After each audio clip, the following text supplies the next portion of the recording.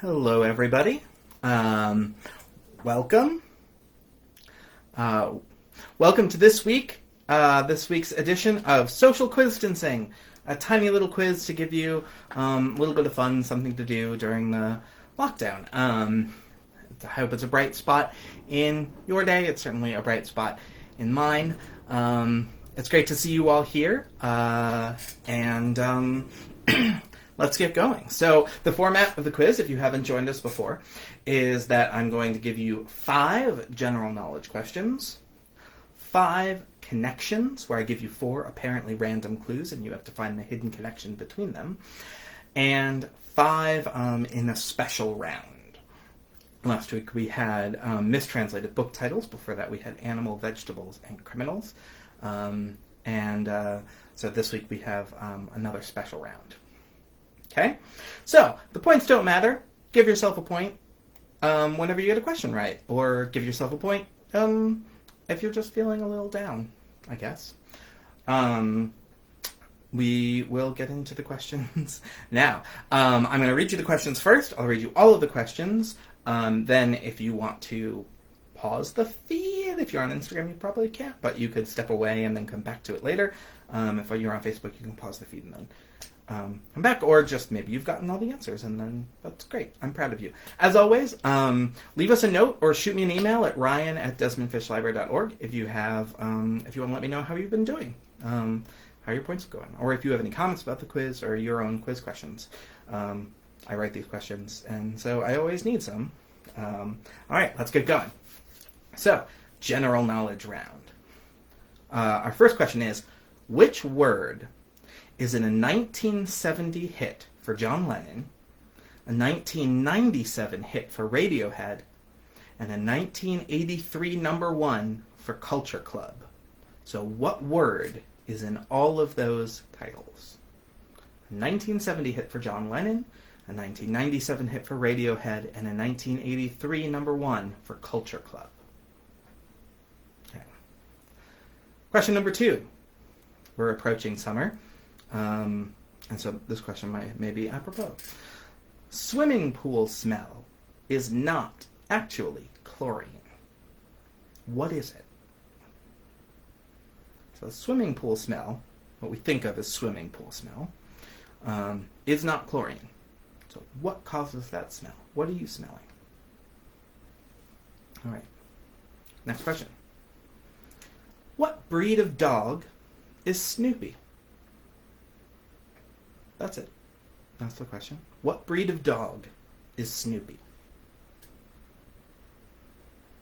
Number 4. When I use the phrases wild goose chase, break the ice, it's Greek to me, love is blind, seen better days, good riddance, live long day, and the be-all end-all, I'm actually quoting what? What am I quoting when I say all of those idioms or phrases? Okay. And this last one is another question that was so delightful I had to include it. If you get this one, give yourself an extra bonus point if you happen to know it. Maybe you can guess it. Maybe not. I don't know. What has been named the official bird of Redondo Beach, California, and is also the first ever non-human inductee into the College Football Hall of Fame?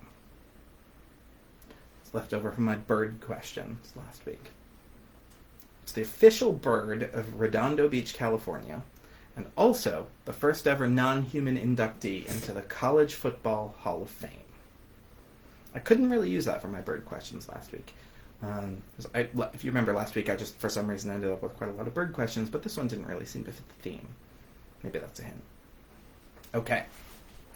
Now we come to the connections round. So I'm going to give you 4 apparently random clues, and your job is to tell me what connects those clues. So if I gave you, for instance, dung,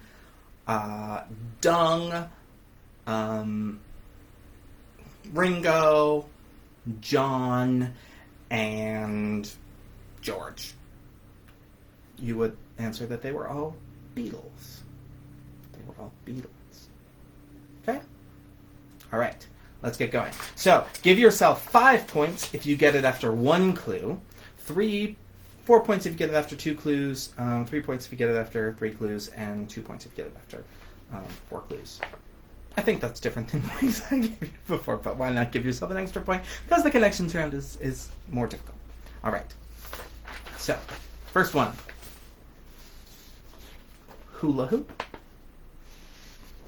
thermos, popsicle, and Band-Aid. Hula hoop, thermos, popsicle, and Band-Aid. What's the hidden connection between those 4 clues? Okay. Next one. Galileo, Figaro, Beelzebub, and Fandango. What connects those 4 clues?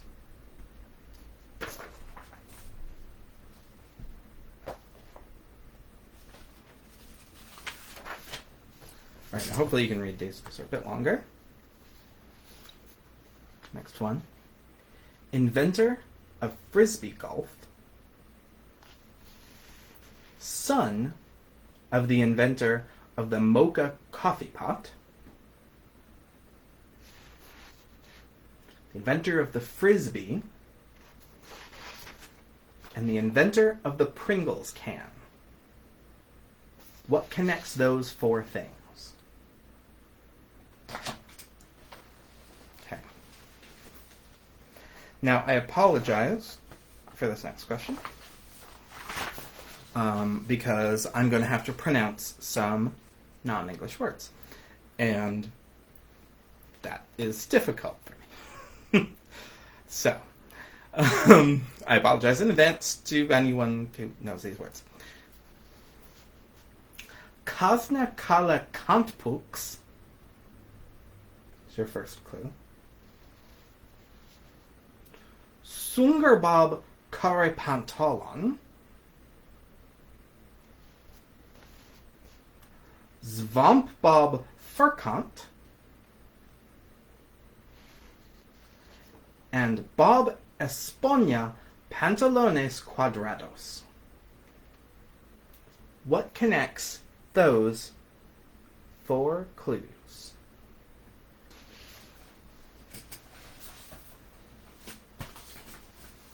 And lastly, for our connections round, Dejoric, the Cones of Dunshire, Tridimensional Chess, and Jumanji. Dejoric, the Cones of Dunshire, Tridimensional Chess, and Dejoric.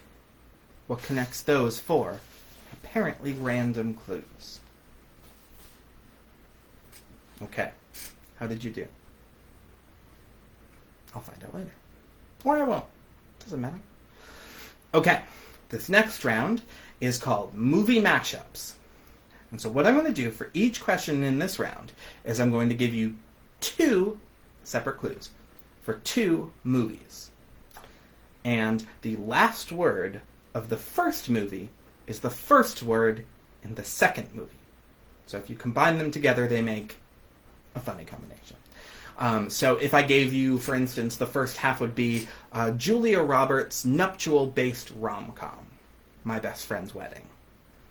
And Adam Sandler movie with a Billy Idol cameo that was turned into a Broadway musical, The Wedding Singer, you would get My Best Friend's Wedding Singer, which would be the answer there. Okay? Good? All right. So, for this one, your first clue for the first question. First half is infamous comedy starring Ben Stiller and Cameron Diaz and an unusual hairstyle. And your second clue is flying babysitter. Infamous comedy starring Ben Stiller and Cameron Diaz and an unusual hairstyle. and Flying Babysitter. Take those two movies, mash them together. Okay. Next one. Bruce Willis-led ghost thriller, famous for its twist, and Jane Austen adaptation with Emma Thompson and Hugh Grant.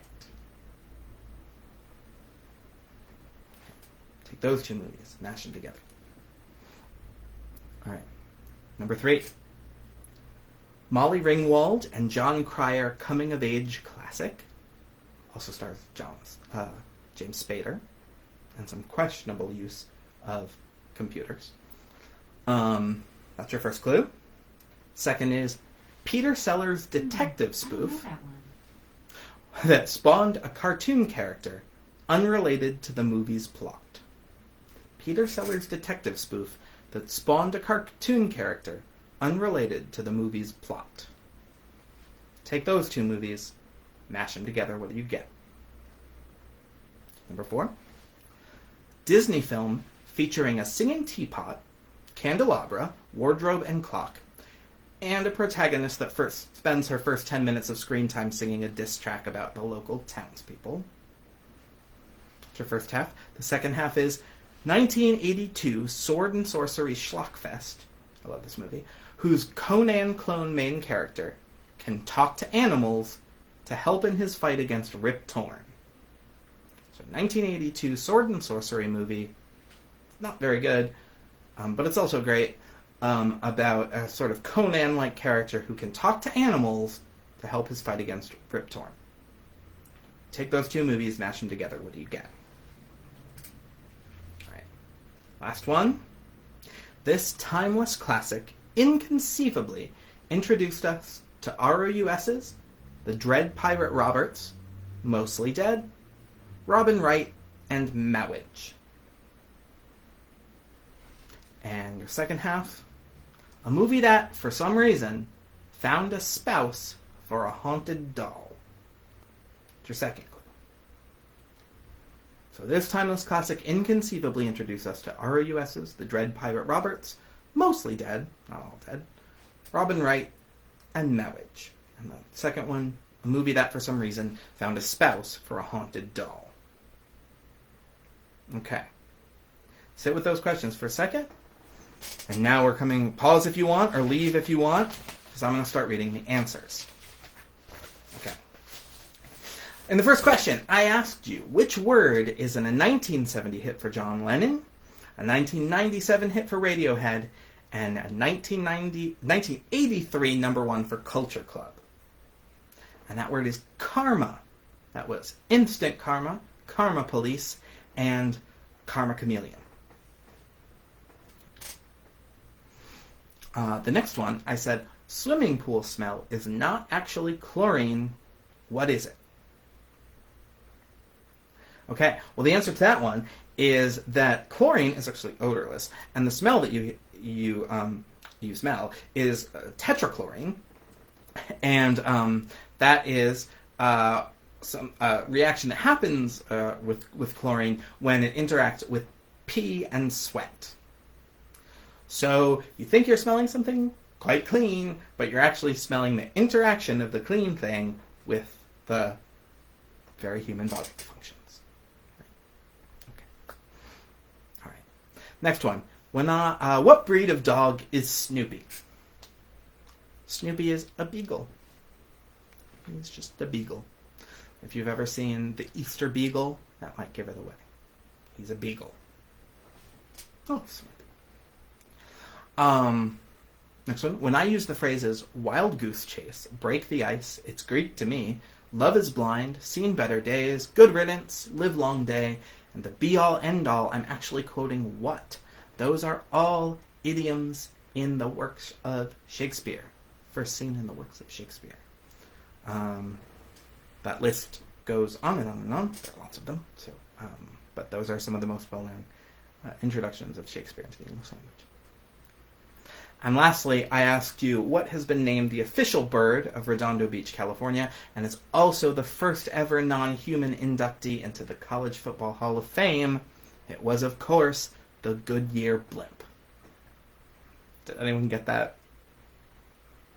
I didn't expect anyone to get that, but it was too great a fact not to use there. All right, let's move to the connections round. So the first connection I gave you was hula hoop, thermos, popsicle, and Band-Aid. Anyone get it? Those are all proprietary eponyms. So they are all trademarked words that are used to be generic things. A hula hoop is an actual product. A hula hoop is a trademark name. Same with thermos and popsicle and Band-Aid. So the generics of those things would be something like spinning hoop, metal coffee and cold drink container, a flavored ice pop, or a bandage. Those are things that have entered the English language, but are actually trademarks. Next up, I asked you what Galileo, Figaro, Beelzebub, and Fandango have in common. I expect everyone got these. They're all just words in Bohemian Rhapsody. Words from Bohemian Rhapsody. Great Queen song. Next one. I asked you what the inventor of Frisbee golf, the son of the inventor of the mocha coffee pot, the inventor of the Frisbee, and the inventor of the Pringles can have in common. What they all have in common is their ashes were mixed with the things to make the things that they invented, or in the things that they invented. So, the inventor of Frisbee golf had his ashes sort of mixed into the plastic compound to make a Frisbee, which is the same thing that the inventor of the Frisbee did. There's a quote that says, all of us, when we die, somehow end up on a roof. The son of the inventor of the mocha coffee pot had his ashes buried in a mocha coffee pot, and the inventor of the Pringles can, his ashes were buried in a Pringles can. These are people who spent eternity with the things that they developed or are most famous for. Okay. Then I gave you these horrible sounding clues. Kazna Kale Kampux, Sungerbob Kari Pantalon, Zvampbob Furkant, and Bob Esponia Pantalones Cuadrados. These are international ways you say SpongeBob SquarePants' name. So the international versions of SpongeBob SquarePants. From the top, they are Estonian, Turkish, Danish, and Spanish versions of SpongeBob SquarePants. All right. And lastly, for the connections round, I gave you Dejaric, The Cones of Dunshire, Tridimensional Chess, and Jumanji. These are all fictional board games. Fictional board games. Dejaric is that holographic chess-like game that Chewbacca plays in Star Wars. The Cones of Dunshire, of course, Jen, I'm sure you got this, is from Parks and Recreation. Tridimensional Chess is from Star Trek. And Jumanji is, of course, from Jumanji. Next, I gave you some mashed up movie titles. So, the first one was infamous comedy starring Ben Stiller and Cameron Diaz and an unusual hairstyle. It's the first one. And Flying Babysitter was the second one. Mash those together and you get There's Something About Mary Poppins. All right. Second one is Bruce Willis-led ghost thriller, famous for its twist. And Jane Austen adaptation with Emma Thompson and Hugh Grant. It was The Sixth Sense and Sensibility. Next one, Molly Ringwald and John Cryer coming-of-age classic, and Peter Sellers detective spoof that spawned a cartoon character unrelated to the movie's plot. And mash those two together and you get Pretty in Pink Panther. Pink Panther, I've learned, for some reason, is the mascot of a roofing company in Ohio. Officially licensed mascot of a roofing company in Ohio, for some reason. I don't know why. It's weird that the Pink Panther became a thing, when you think about it. I don't know. Anyway, next I gave you Disney film featuring a singing teapot, candelabra, wardrobe, and clock, and a protagonist that spends her first 10 minutes of screen time singing a diss track about the local townspeople. That was, of course, Beauty and the Beast. And 1982 sword and sorcery schlockfest, whose Conan clone main character can talk to animals to help in his fight against Rip Torn. Put those together, and it is Beauty and the Beastmaster, a movie I would give anything to see. The next one is, first clue was, this timeless classic inconceivably introduced us to ROUS's The Dread Pirate Roberts, Mostly Dead, Robin Wright, and Mowage, and a movie that, for some reason, found a spouse for a haunted doll. Put those together, and you get The Princess Bride of Chucky. Alright. As always, let me know how you did. If you have quiz questions you'd like me to feature on the show, you can send them in to Ryan@DesmondFishLibrary.org. I love to get quiz questions. I love to know how you did and if you're enjoying the quiz. Thank you so much for watching, and we will see you back here at 6 o'clock next week. Have a great week, everybody. Bye.